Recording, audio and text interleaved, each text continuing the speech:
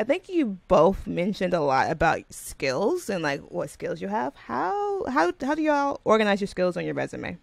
Just plop them all. Just plop them all there. I'm kidding.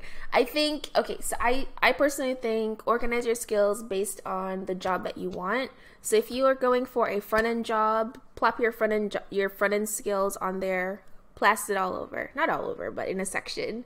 If you're going for a back-end job, blast that all over. If you're going for a full-stack job, maybe have like sections that highlight the front end and the back end and the database skills and the tools that you use. But in terms of skills, like whatever job you're going for, highlight the skills that you want them to see that you have. I think that's a very good point. And just to piggyback off what you said, I even go a little deeper. And when I'm plopping my skills on there, I'd put what I know the most, like what I have a really strong understanding of in the beginning, and then the least proficiency at the end. Because I feel like whatever is first, they might want to ask you first. And what if that's what you're the least strongest in, right? So I always put what I have a strong understanding of, whatever skill set that is in the beginning, and then whatever is least at the end. Okay, there's a few things I wanted to pick up from this conversation.